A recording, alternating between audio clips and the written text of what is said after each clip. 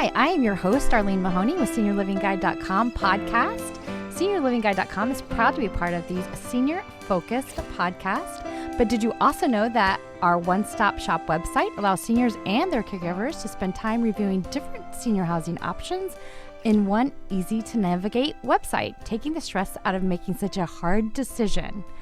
Well, now you do. So go check us out at SeniorLivingGuide.com. And today we have some fabulous guests in the studio. Our guests today are Dr. Pam Trinetti and Janet Rooks. Dr. Trinetti is an osteopathic, it's a mouthful, physician who specializes in geriatrics. Janet Rooks is a social worker and a dementia care specialist. They work together at the Parish Senior Consultation Center, where they focus on the care of patients with dementia. Dr. Trinetti is the Director of Aging Services at Parish, and Janet Rooks coordinates Parish Senior Solutions, which provides education, resources, and support for seniors and their caregivers. Thank you so much for joining us in the studio today, ladies. Always happy to be here. Yeah. Today's going to be a really interesting, different podcast than what we've done in the past, and I'm very much looking forward to it. We're going to do some little role reversals today. Mm-hmm. Yeah. So I'm going to let you tell us what we're going to do. Well, Darlene, over the past few weeks, you have been kind enough to share your personal story about taking care of your dad and his journey with dementia. You really touched our hearts, and we thought you deserved to tell the whole story if you're up for it and share with the listeners, because I think that they're going to learn from you. Mm-hmm. And so we like to kind of guide them and you through this story and kind of jump in with some of our thoughts based on what we've seen with other patients and their families. Absolutely. And I'm so happy to be able to do this. And it's a hard journey for me to go back in that time machine, because it's clearly something I think about, something I don't want to think about sometimes.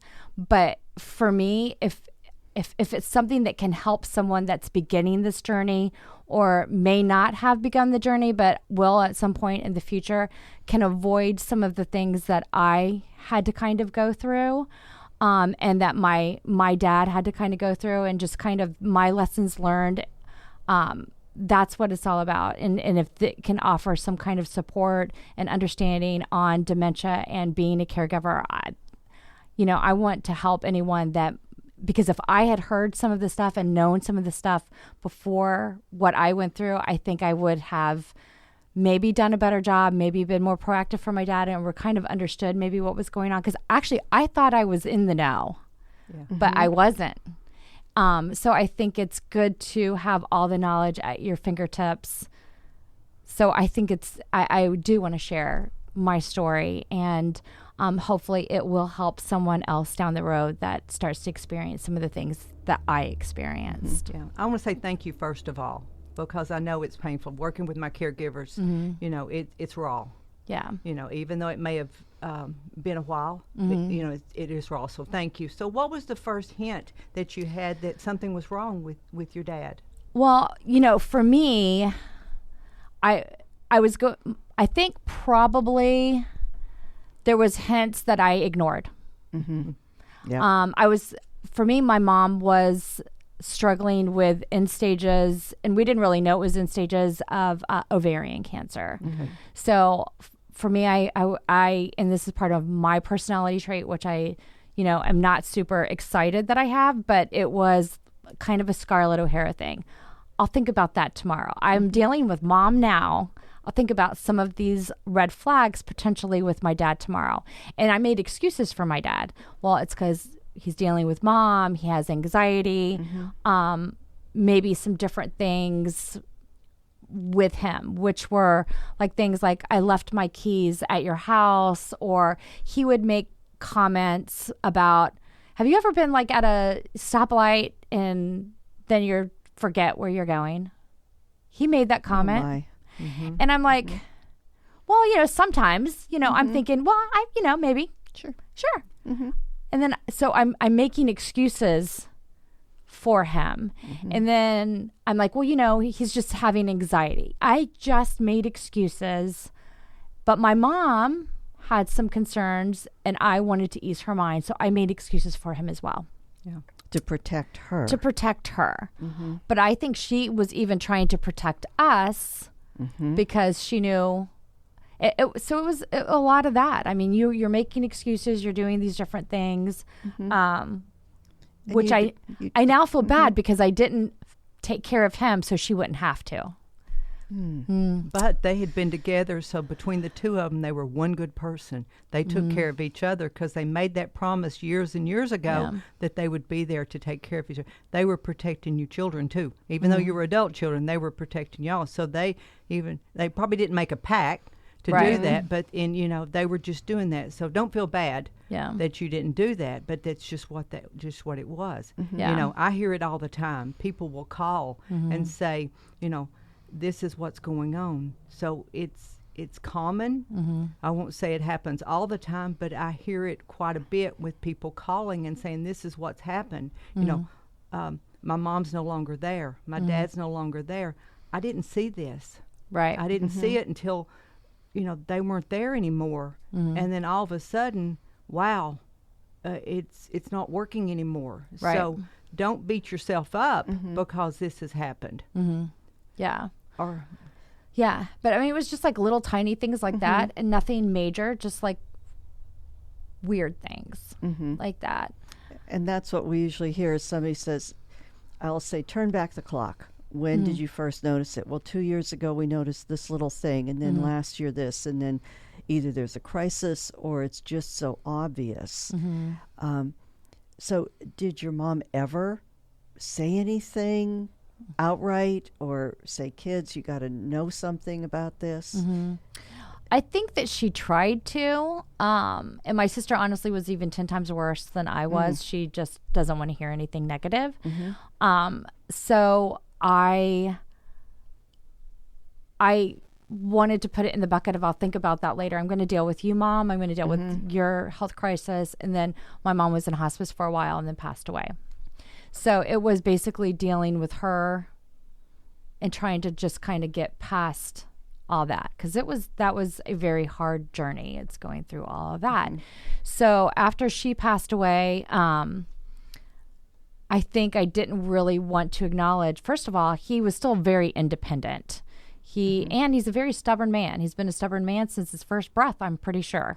One lady came to our office and she said, my husband is stubborn. And I said, oh, do they make another kind? Yes. Yeah. Exactly. Please forgive me, all you husbands out there. We just So, I mean, they were living in a 55 and up community, independent community, and he was still doing his thing. And I was still talking to him and seeing him on a regular basis. My son was at UCF and lived very close to him, and he was still visiting with him, having breakfast and doing things with him. So I was trying to keep as much, in his life, but there was still things that were kind of clearly getting a little bit weirder. Did your son say that he had noticed any changes in his grandfather, or was it Grandpa is just wonderful? He was an 18, 19-year-old kid. I mean, Papa's just a little... Eccentric. Papa's just Papa. I mean, he doesn't... Yeah, he's a boy. I mean, if it had been my daughter, she would have had more to say. Up today. My yes. goodness. And I would quiz him, but he would... No, he didn't really very much. He didn't have a lot to offer. And I would have him, hey, go check on Papa. But, some of the very big signs for me is when he started having issues with not answering his phone and then telling me he's not able to answer his phone. And that's when I started having like some major issues. Okay. And that's what we'll see is struggles. We ask that question, oh, no, I just don't go on the computer anymore. Yeah, I can't just get this new cell phone to work. Yeah. And families will notice those kind of things. Yeah. Or the cell phone's broken. The cell phone's broken, the remote's broken, and it's been replaced 3 or 4 times, and it still doesn't work right. Exactly. I mean, and if I had known some of these things, they would have been like huge red flags to me. And I just thought, this is so weird. Like, he calls me and says, I have a new phone because my old phone isn't working. So I have a new phone number. And I thought, okay, so that's really weird because usually you can keep your own phone number. He's had the same phone number forever. I've had the same phone number for, I don't even want to say how long, since like the 90s. That's how long it's been. Since like Verizon, before Verizon was Verizon. I don't even know what it was. But that's how long I've had my phone number. So I thought it was odd that he had to get a new phone number. But I'm like, okay.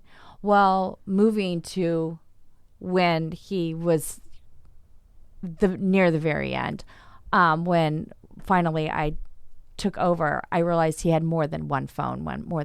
Oh my.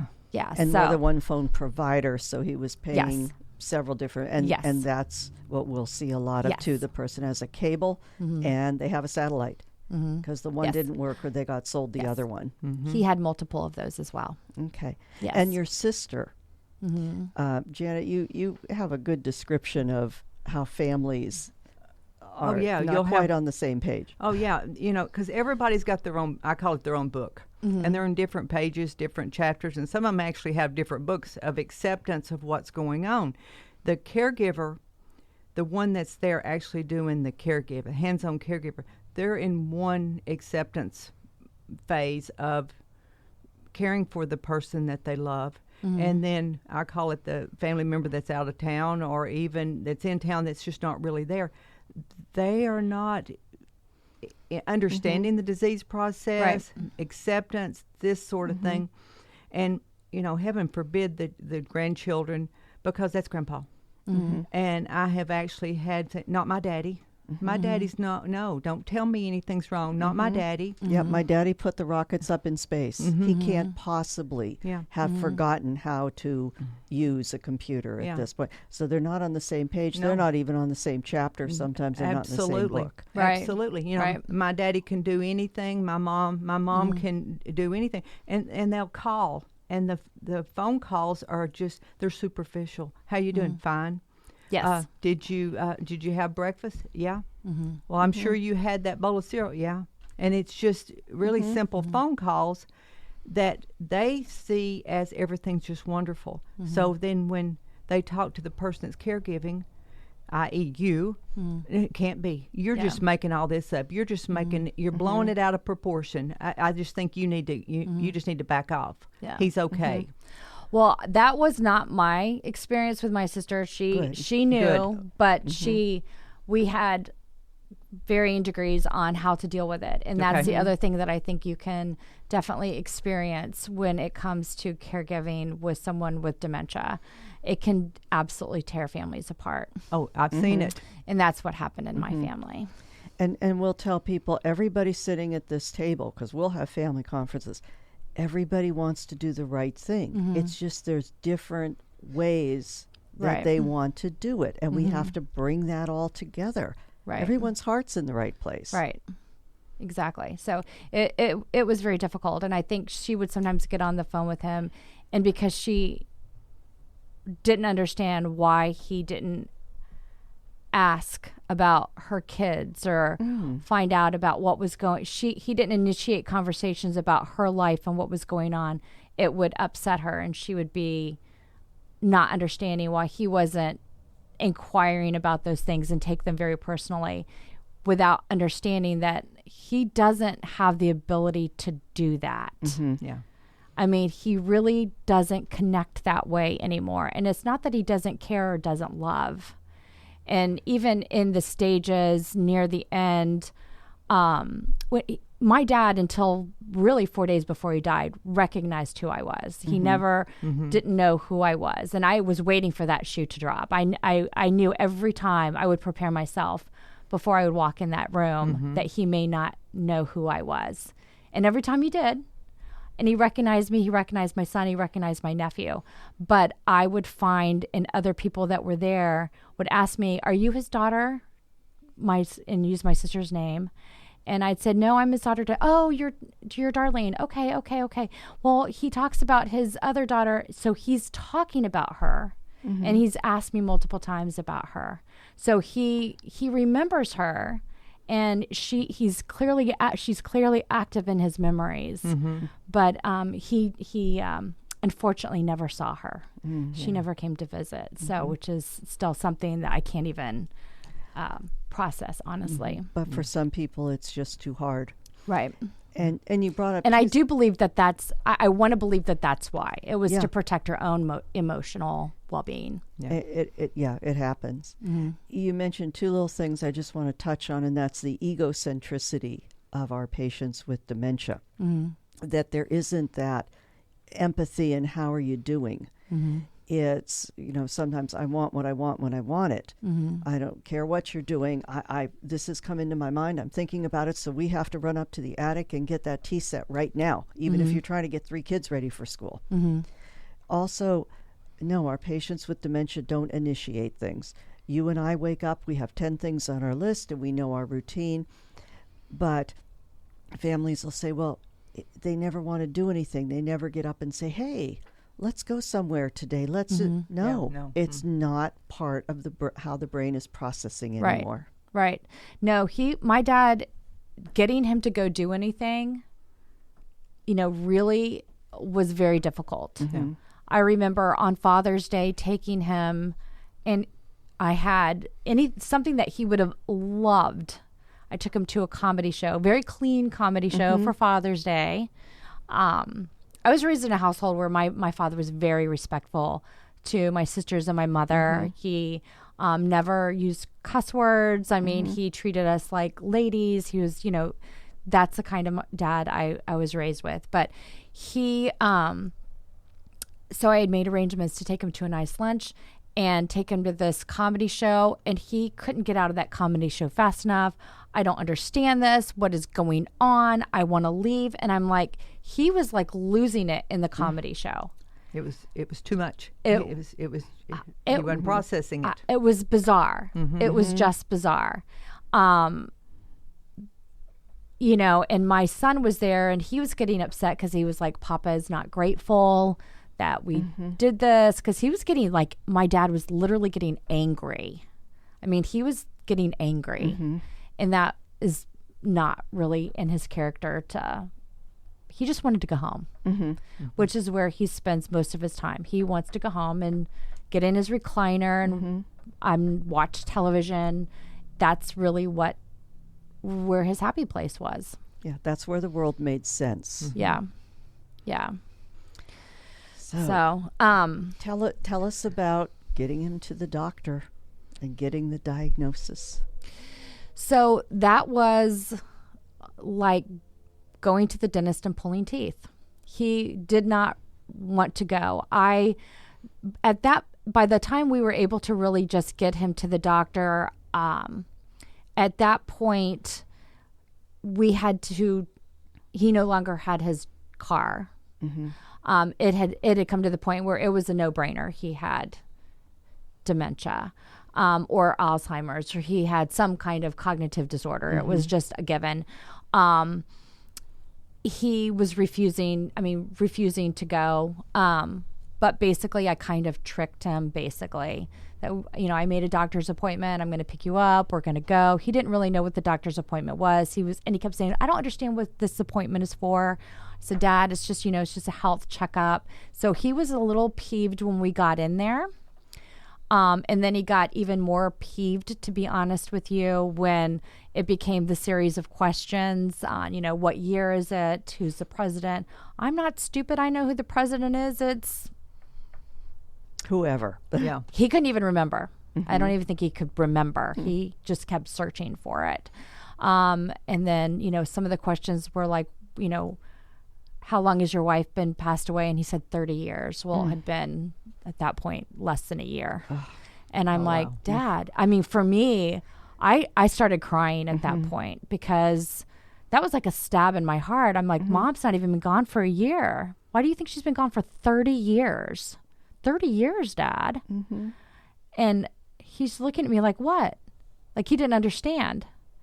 And, he couldn't, recognize animal pictures and draw a clock. I mean, just epic fail. Epic fail. So that was just shocking. I mean, I knew it was going to be not great, but it was shocking. Well, at the end of the visit, did they say, this is what you have, or did they want more tests? She arranged for us to go have an MRI that day. Not the next day, not next week, that day. Mm-hmm. So we went over and had an MRI that day, and clearly it came back. He had vascular dementia. Okay. And just a little definition for folks, that's the second most common dementia. It comes from hardening of the arteries and tiny, tiny mini strokes.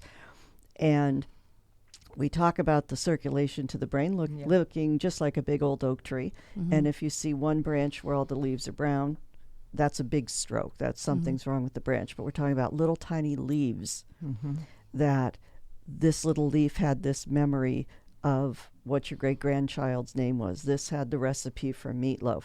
You have a little tiny thread-like artery that gets plugged up. The little tiny head of the pin size piece of brain that held that memory has been damaged or destroyed. Mm-hmm. So you have all these losses. You're being robbed of memories, abilities. So, and this is the thing with my dad. So he had these like little things when my mom was alive, and then maybe some little things even after she died. It wasn't anything major, but it's like he would have almost like he would have huge setbacks in big chunks of time. So it's like he would just have his like little weirdo things, forgetting the keys or whatever, and then all of a sudden he can't remember his PIN number. He can't work on his computer. All of a sudden, it's like a brick. Mm-hmm. Mm-hmm. And that was a little stroke that occurred that took that away. Yeah. And then he would be, kind of even keeled. And then clearly something else would happen where now he's met some lady that has stolen his car, and yet his car's in the driveway, but then he can't remember why it's just all of a sudden you're in crazy town. So it's that was the journey, that the end journey game that I'm kind of talking about. So we went months of just, the really kind of weirdo forgetfulness. And part of it for me in my journey is because he was very stubborn. He was not, I would kind of prod him on, Dad, what's going on? Why? And some of the little idiosyncrasies are my dad started hoarding a little bit. Well, my mom was a neatnik. Our house was neat as a pin. My mom was not a hoarder. My mom would get rid of stuff if we didn't need it. But literally, how many cans of Febreze do you need? How many markers? Oh my gosh, the man went to Costco and bought packages and packages and packages of markers. For what? I have no idea. The dog had more Shih Tzu. One Shih Tzu had 5 gazillion bags of dog food, all kinds of treats, all kinds of stuff that in 10 years the dog couldn't eat. He just kept buying it. And the kitchen table became just cluttered with all kinds of things. And then the breakfast nook table became an organized chaos. He tried to organize it with paper clips and pens and, where he's trying to pay bills and his computer. And so he tried to make it like this separate office he actually had an office, and that was a hot mess. But it was just organized. It was organized chaos. And so, and I also started noticing he was sticky noting. Sticky notes were everywhere. And I'm like, why do you need all these sticky notes? And on the coffee table, you have cups with pens, and there's cups with pens everywhere and sticky notes everywhere.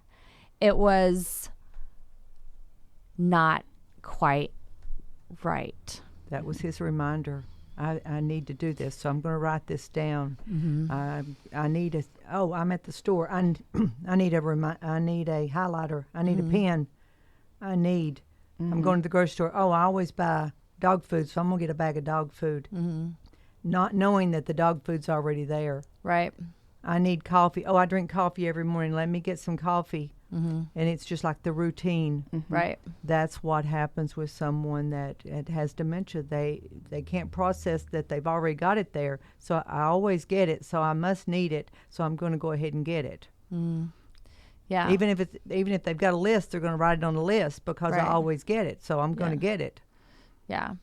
So he was doing that, and we found flashlights were everywhere. And we soon found out very quickly he had sundowners. He was going through the house at night, which is a whole different conversation, which didn't go over very well when he went into assisted living and when he was at the hospital, because they didn't really know. They don't really know how to deal with sundowners in those positions. It's really hard. So it's difficult. Y'all went through a lot. Yeah. You really did. Yeah. The first, for me, one of the very first, we're moving now, making decisions to move him to assisted living. I'm going to start utilizing my power of attorney to really just take over his finances and have that hardcore conversation with him. Was he called me, the very first one was he called me to tell me he was unable to work his remote, and he only had one channel. I said, how do you only have one? At first I'm like going, well, how do you only have one channel? Giving him the benefit of the doubt that something was wrong. He says, well, I only have channel 13. They only gave me only one channel, channel 13. So I send my son over there and say, figure out what's going on. And my son goes over there and he says, Mom, he calls me, he just doesn't know how to work the remote. He got new cable and he doesn't know how to work the remote. Well, come to find out now he has multiple cables. That was just new. But I will tell you this. My dad said to me when I asked him, when I realized he had multiple cables, well, they sent me a notice in the mail that said I had to change because you can only have one cable. And I was thinking, back in the day, you could only have one cable. And I wondered if he was thinking, they get all these advertisements. And he was thinking, oh my gosh, now Bright House is the new one, or whatever, Spectrum is the new provider. And I have to, I try to legitimize because this is what he's telling me. And then in the same instance, I look at all this mail these seniors get. I still get mail from my dad, and it's crazy. Oh, yeah. Yeah. Must sign up now. Holy cow. It's terrible. And if you forward the mail, you can't forward the what I call junk mail. You cannot forward junk mail. It still goes there. And it's ridiculous. Yeah. But I want to make sure I don't forget to ask this. Did the doctor tell your dad? How did he react to this? How was that handled? Oh, he acted like she was telling him he was having peanut butter and jelly for lunch. Okay. Your heart was breaking. Yeah. I already knew it, though. Yeah. At that point, he was actually living in assisted living at that point. I had already moved him. Yes. Okay. Goodness. Yeah. So I already knew. Was that part of the senior community? Oh, okay. So no. I moved him over to Brevard. He was living in Orlando next to UCF and a 55 and up. I moved him over here to Brevard about 5 minutes from my house. Okay. Yeah. So they had assisted living, and then he could go into memory care at some point. So, yeah. Oh, you moved quick. Yeah, I didn't waste any time. But it was all about safety. Absolutely. His safety and, people taking advantage of him. And, and it was his safety. You reacted to the need of his safety. Yeah. And that's so important because a lot of times people are responding after something has occurred, something has happened. You mentioned he was no longer driving. That was something we'll talk about that. We'll be talking about that. Yes. But, and then because you were responding as opposed to reacting. Yeah. The fact that your heart was broken, and he goes, and it was like getting a peanut butter and jelly sandwich because he didn't have the insight to understand what the doctor was telling him about the fact that he had vascular dementia. Oh, well, Yeah. What time we leaving? Yeah. Darlene, what time we leaving? And I thought he would be mad because anytime you questioned anything that questioned him, it was ticking him off. So I tried to stay on the outside of upsetting him because it would make him mad because I was starting to see a trend. And part of it is because I figured he probably knew something was wrong. When we finally started making the move to get him moved is when I think he realized something was wrong, and he was now accepting it.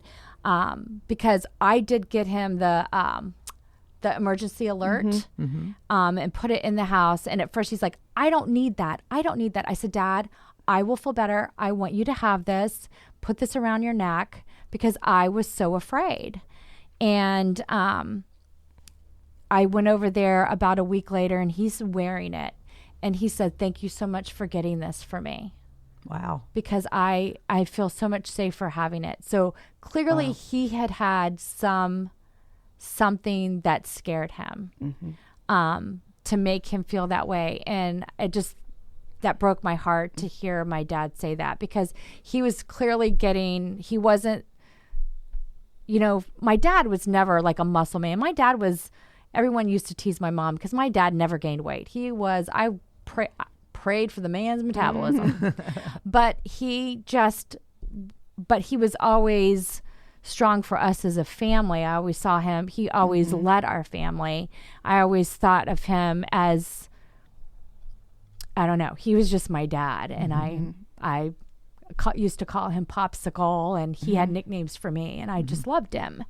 But to see him break down and disconnect, and for me, one of the hardest things for me ever is to look in my dad's eye, and you could see the fear. He was afraid, and he knew what was happening. The fear in his eyes honestly scared me and saddened me, because I couldn't fix it. But one thing you said that really jumped out there for me was you made the call button about you and not about him. So he accepted that because you made it about you. Yeah. You knew he needed it, but instead of saying, Dad, use this because you might fall, and I love that, because you made it about you, and he wanted to protect you. Yeah. And even though he had the deficits, he was still trying to protect you, and that's so cool. And he, strangely enough, while we got rid of the machine, the call button you didn't have to return, he wore that even in assisted living, which he didn't even, I don't even know why. It was like a necklace to him. He did not want to give it up, even though it did nothing. I just let him wear it. He just liked having that on there. And he would like pull at it. So I don't know what that was about, but let him have it. It was his lifeline. Yeah. Janet, we have to tell a lot of people. We give them the diagnosis, and we found over the years that we tell the truth. We say it very gently, but we do tell the patient, because often they come in and they'll say, I think I'm losing my mind. No, you have this disease of the brain that's making you have misperceptions and processing problems, and it's almost a relief for the patient. Yeah, and the family members are scared to death. They'll say, don't use the A word, don't say Alzheimer's, because they are scared to death that how the patient, their loved one, may respond. And they're just sitting there going, okay, well, what time are we leaving? I'm kind of hungry. And the family members are just sitting there sobbing. I mean, the tears are just flowing. I mean, we buy tissues by the case. And it's just, and I'm putting people back together that are just falling apart. And it's like the insight of acceptance has just gone away. I mean, they're kind of relieved. Sometimes the patients are relieved because they knew something was wrong. Yeah. Okay, well, what kind of, is there medicine for that? My friend's taking a pill. What about that pill? I saw it on TV. Is there a pill you can give me for that? And they want that. Yeah. I mean, it's like, okay, well, doc, is there something you can give me? And it's like, okay, well, give me something. I want that. But there is also that fear that we see that people will come and say, my mom or dad or husband or wife, I can see it in their eyes that they know something is wrong. Yeah. They're afraid. We have to tell them what we're going to do to try and fix it, or at least help it. Yeah. And Dr. Trinetti is wonderful about the fact that she'll say there's something robbing you of your memory. And she will walk down that path as opposed to saying you have Alzheimer's, you have vascular dementia. There is something robbing you of your memory, and acknowledging that there is something robbing you of your memory. And it's a relief sometimes to the patients, and we're going to do some tests to figure it out. And the family members relieved that the patients are accepting this, and it is heartbreaking. It is absolutely heartbreaking to be part of, to see it, and to be part of that journey with individuals, and it's difficult. Yeah. Well, families will say, "Do I have to tell them that something?" No. That's our job, and our job is also to support you as the caregiver, to give you the information. Did anybody offer you the book, The 36-Hour Day, or education support group, anything to help get you through this? No. I mean, we went to a neurologist. So, and basically it was, here's your diagnosis, here's your MRI, and this is the medication that I recommend, which, I mean, not a lot, basically not a lot of, So then you were just in free fall. Yeah. And I was, basically taking him back. Most of my support came from really the folks at the assisted living, which was Bethesda here in Brevard, and they did an amazing job at the time. But he wasn't there very long before he did fall. And once you have someone fall, that was pretty much the beginning of the end. He passed away probably 25 days later. Oh my! Yeah. He went into the emergency room, and he was in the emergency room completely cognizant of what was going on. He talked to us, and I can't believe I fell. I can't believe I did that. But I think he clearly, one of the things that part of his dementia, I think, really affected his mobility. And you always think, for me, I always thought it's always about memory, that type of thing. He was having problems with his arm and his leg on the same side, utilizing some of the mobility in it. And when the leg started I kept saying, what did you do with your leg? How did you hurt your leg? Nothing. But he was having a little bit of problem walking. And they never could figure out why. So I still have no idea why. And then they thought, well, maybe it's the gabapentin. I mean, there just was never an answer for why one particular leg he was shuffling a little bit with one particular leg. And I'm just spitballing based on what kind of happened with, he actually passed away from not being able to swallow. So, or not being able to eat. So I just think that he probably had some, maybe you can enlighten me a little bit better if that sounds correct, because I didn't ever really get a lot. Backing up to what Dr. Davis said, there's a lot of educational material out there. When people come into our office, the 36-Hour Day is a phenomenal book. Okay. It's a resource guide for caregivers. And I'm sorry you didn't have that book. I really am, because it's a guide. It's not one you're going to read from front to back and say, oh, well, I know this, I'll put it on a shelf. Or even one to download on an electronic like a Kindle, because it's a guide. You're going to, highlight the pages, tear stain the pages, dog ear them. I often tell family members, tell everybody in your family to get this book, and you'll call and say, look on page 84, the third line down, this is what I'm going through today. I also have what I call behavioral do's and don'ts. And like when you were talking about your dad getting angry and being frustrated, you can call your sister and say, that sheet I sent you, this is what Dad's going through. So when you call him and he says, he doesn't initiate the conversation, or he doesn't know anything, and you say, well, Dad, don't you remember blah, blah, blah? No, he doesn't remember. It's you bring him into your world by you bringing him in. Right. And validating things that may be going on. So it's you have no control over anything except yourself.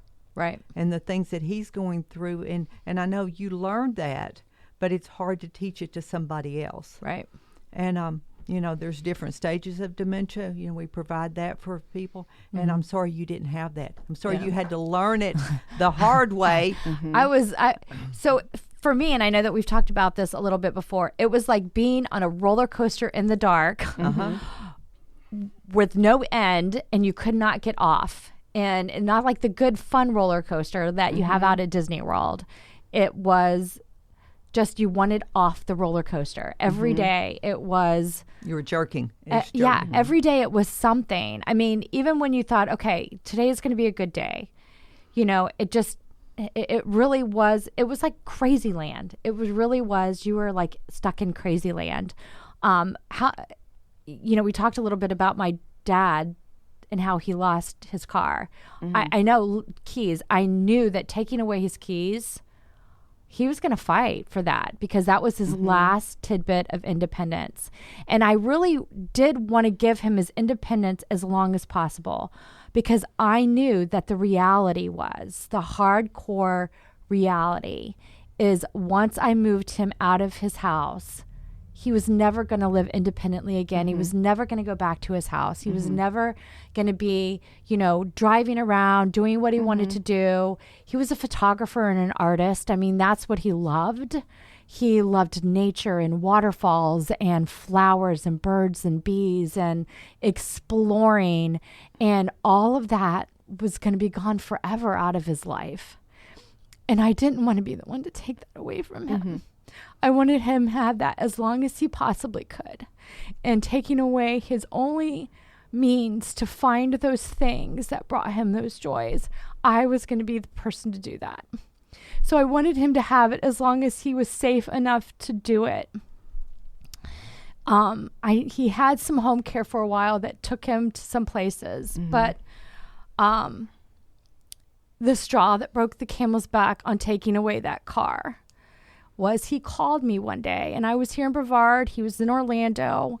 He called me and he said, Darlene, I was doing some business with this lady, and things went sideways. She said I owed her money, so she took my car. I don't have a car anymore. And everything just dropped, because I'm like, someone took advantage of my father. Someone stole from my father, because I could see that happening at this point in time. Sure. So I'm panicking. And then I thought, well, maybe the police took his car. Please, dear God, tell me a responsible police officer said, sir, you shouldn't be driving. I called the Oviedo Police Department and asked them, nobody's taken his car. I said, can you please go out there? My father's car has been stolen. I tried to get a hold of my son, but he was in class, but I had a girlfriend go over there, and she said, Darlene, his car's in the driveway. Oh, my. And I'm like going, well, thank God for that, because, you know, he can't afford to lose his vehicle. And then he comes out of the house and he says, I don't know what you're talking about. My keys are right here. And he pulls them out of his pocket. I don't know what Darlene's talking about. She's crazy. I have no idea what you're talking about. Well, by then I'm in the car driving. You know, I just threw everything in going, we're bolting to Orlando. And the police called me and said, ma'am, you've got to get this, you know, there's something wrong with your dad. I say, I know, we're on our way. We're going to take care of it. So I did not take the blame for taking the keys. I said, the police officers told me you are not allowed to drive anymore, and I have to take your keys, and I have to take your car. And so I put it on the police officer. I didn't take the blame for it.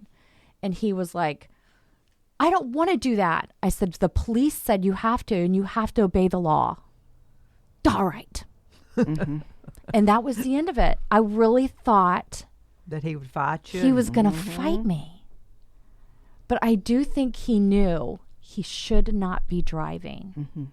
In his heart of hearts, he knew it was not good.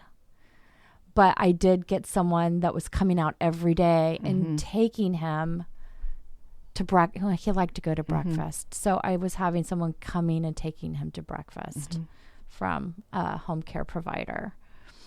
But yeah, and we often talk about how everybody's story has elements that are the same. Everybody has had to go through this, but it's unique to each person. So as people come and they tell us the story, we explain that everybody it goes through this. What you're experiencing, there's shared. Other people have gone through it. Talk to them, and they will help you out. But it's also your unique story. Yeah. I mean, people will call, whether it's calling for a new appointment or meeting with them when they come in for an appointment. Dr. Pam's absolutely correct. The stories are so similar.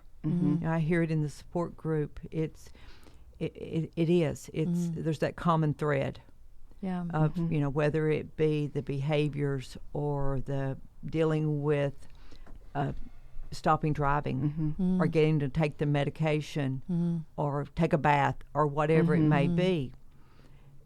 There's nothing we haven't heard. However, it's your life. It's your page in the book of what you're experiencing, and then back to what you're experiencing and where you are.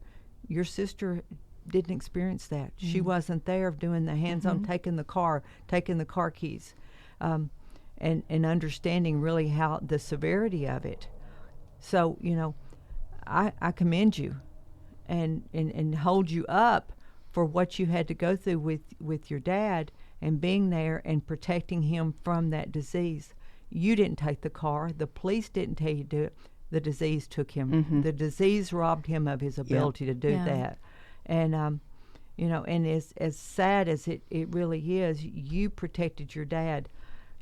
I don't know what your mom had to go through with your dad, because it didn't just happen after your mom passed away, but your mom protected you and your siblings from what was going on with your dad. Even when she didn't have the strength to do it, it came out that she had to do that. So, it was, I can't even imagine what her days were like. Yeah.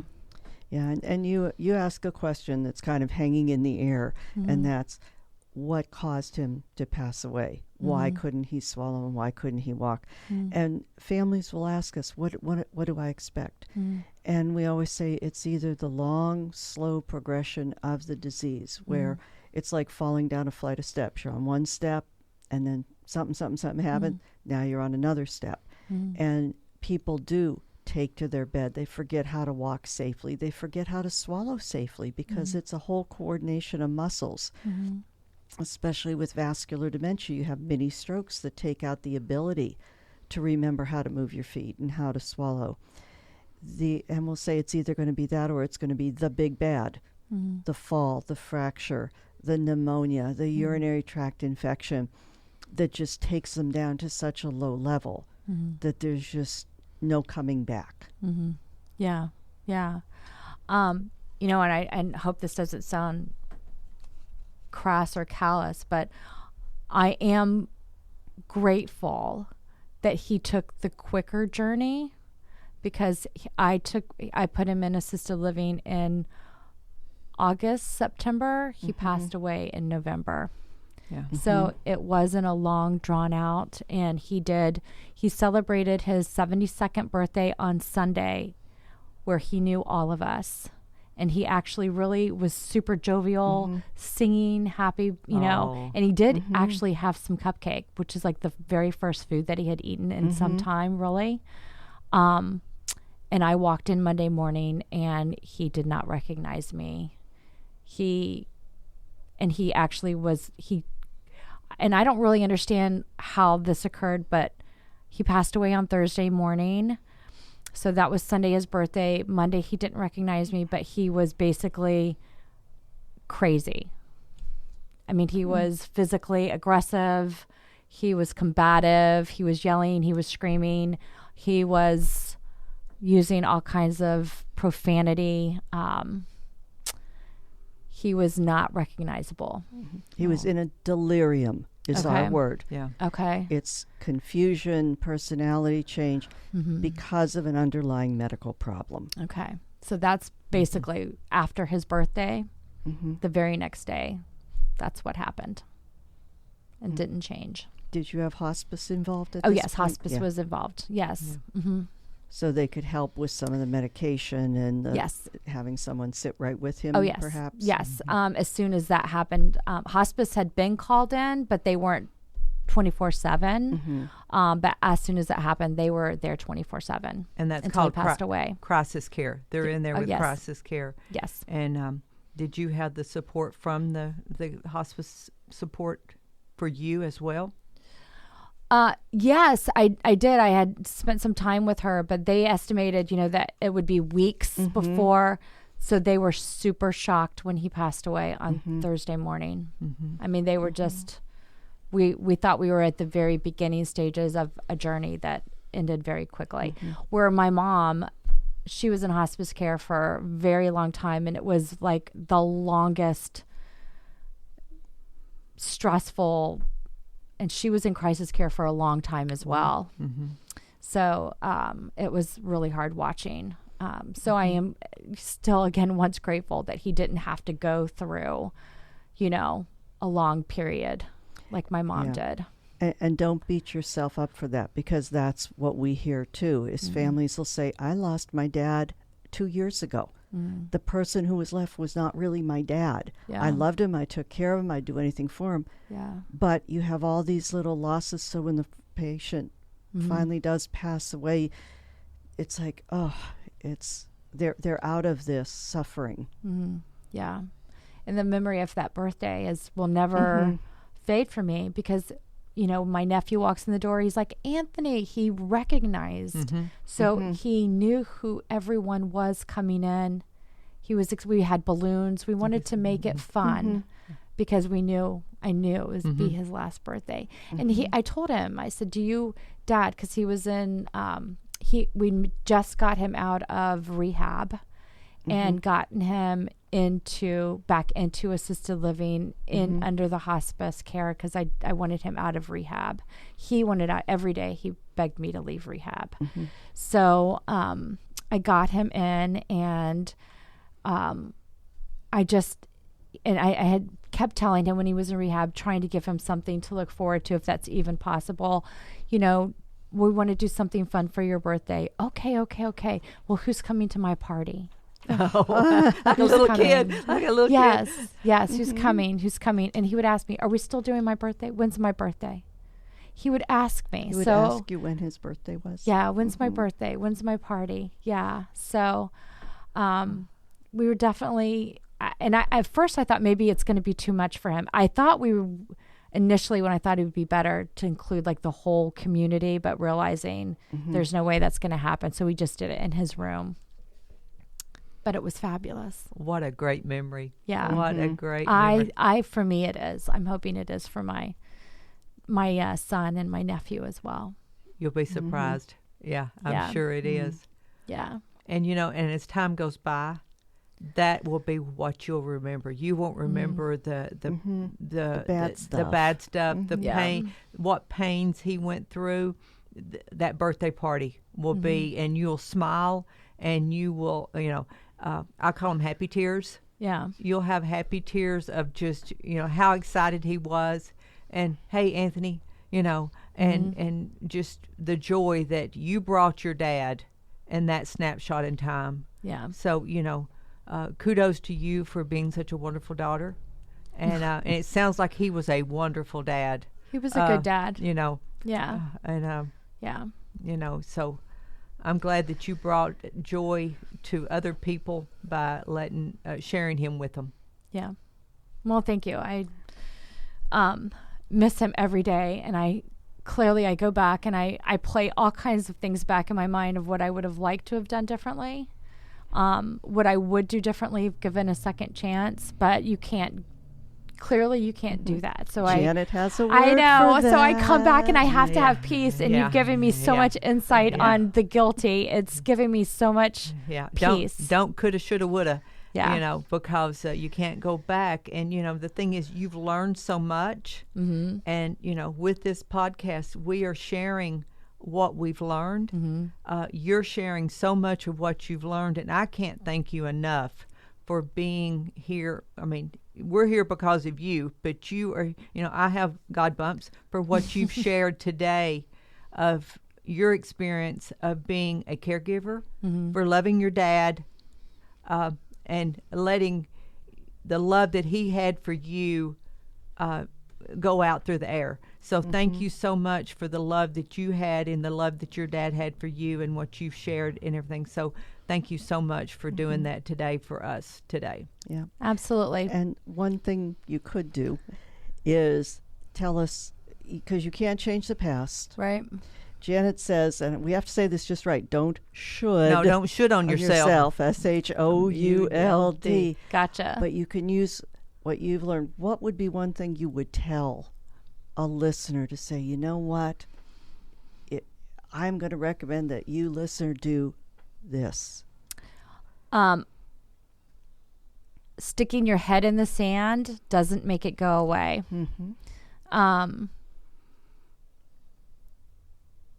That would be probably my biggest advice. Okay. And that advice. Absolutely. I don't think I think you have to understand it. I think you have to have the conversation and approaching it with that person. I do feel like you have to give that person the best quality of life as long as you can. I don't think you should say, oh, I think you have the beginning stages, or I think you have this or the other. I'm going to stick you in like some kind of memory care facility right away. But I think there's so many different things that you can do, clearly, that will extend the quality of life of that person, but ignoring it will do the exact opposite. And it will cause frustration within that person, I 100% believe, because my guess is probably just like my dad, he probably knew something was wrong, but did not want to admit it and was fighting those demons within himself, which is not fair. Yeah. So that's not good. No, thank you. Yeah. All right. Thank you, everyone. Thank you for joining us for this podcast episode.